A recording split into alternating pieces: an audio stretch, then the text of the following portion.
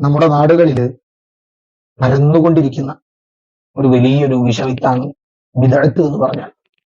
വളരെ ഗൗരവപൂർവ്വം നമ്മൾ കാണേണ്ട ഒരു വിഭാഗമാണ്. ഇന്ന് പലർക്കും ബിദഅത്തുകാരുമായിട്ടുള്ള സമീപനവും അവരുമായിട്ടുള്ള കൂടിച്ചേരലുകളും ഒരു വിഷയവുമല്ലാതെയായി മാറിയിട്ടുണ്ട്.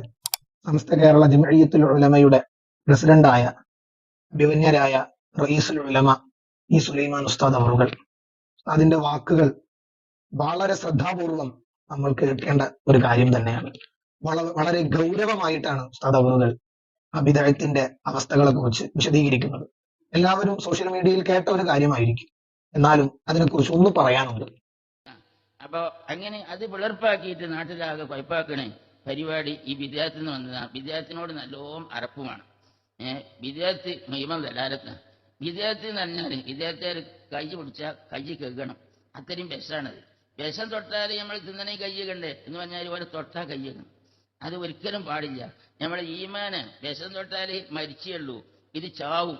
ഏത് വിദ്യാർത്ഥിനെ തൊട്ടാൽ ആ വിഷം കൊണ്ട് ചത്തുപോകും, മരിക്കല്ല. അപ്പൊ മരിക്കുക ചാവുക എന്ന് പറഞ്ഞു കഴിഞ്ഞാൽ രണ്ടും സംഗതി ഒന്ന് തന്നെയാണെന്നുള്ളത് എല്ലാവർക്കും അറിയാം.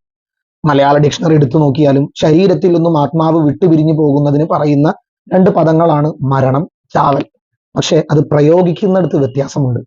മുഹമ്മദ് ചത്തു, ഖാലിദ് ചത്തു എന്നാരും പറയാറില്ല. മരിച്ചു എന്ന പ്രയോഗമാണ് പറയൽ. ചത്തു എന്ന് പറയൽ സാധാരണയിലും നമ്മുടെ ഇടയിൽ ഉപയോഗിക്കുന്നത് ചില ജീവികളാകുമ്പോഴാണ്. ആട് ചത്തു, പശു ചത്തു എന്നൊക്കെയാണ് പറയുക. മനുഷ്യരിലേക്ക് ചേർക്കുമ്പോൾ അത് മരിച്ചു എന്നുള്ള പ്രയോഗമാണ് വളരെ വ്യാപകമായിട്ടുള്ളത്. ഉസ്താദിന്റെ ഈ പ്രയോഗത്തിൽ പറയുന്നത് കാണാം, ഒരു പാമ്പ് കടിച്ചു കഴിഞ്ഞാൽ അതുമൂലം അവൻ മരിച്ചു പോകും. എന്നാൽ ഒരു ബിദഅത്തുകാരനെ തൊട്ട് കഴിഞ്ഞാൽ, ഒരു ബിദഅത്തുകാരനുമായിട്ട് സമ്പർക്കമുണ്ടായാൽ അത് വലിയൊരു വിഷമാണ്. ആ വിഷം കയറിയാൽ മനുഷ്യൻ ചത്തുപോകുമെന്നുള്ള വളരെ ഗൗരവമായിട്ട് ആലോചിക്കേണ്ട ഒരു പ്രയോഗമാണ് ബഹുമാനപ്പെട്ട ഉസ്താദ് അവറുകളിൽ നിന്നും ഉണ്ടായിട്ടുള്ളത്. അപ്പൊ തന്നെ നമുക്ക് മനസ്സിലാക്കാം എത്രമാത്രം ഡേഞ്ചറാണ് ഈ ബിദഅത്ത് എന്ന് പറഞ്ഞാൽ.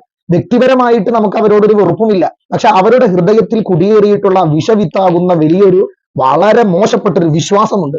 ആ വിശ്വാസത്തെയാണ് നമ്മൾ ഇവിടെ ചൂണ്ടിക്കാണിക്കുന്നത്. ഒരിക്കലും ശരിയല്ല. മുത്തു റസൂലുള്ളാഹി സ്വല്ലല്ലാഹു അലൈഹി വസല്ലം തങ്ങൾക്ക് എതിരെയുള്ള ആ ഒരു വിശ്വാസമാണ് വലിയ വിഷമായിട്ട് നമ്മൾ കാണുന്നത്. അതാണ് ഹബീബ് മുഹമ്മദ് റസൂലുള്ളാഹി സ്വല്ലല്ലാഹു അലൈഹി വസല്ലം തങ്ങൾ പറഞ്ഞത്, ലൈസ മിൻ ഉമ്മത്തി അഹ്ലുൽ ബിദ്അ.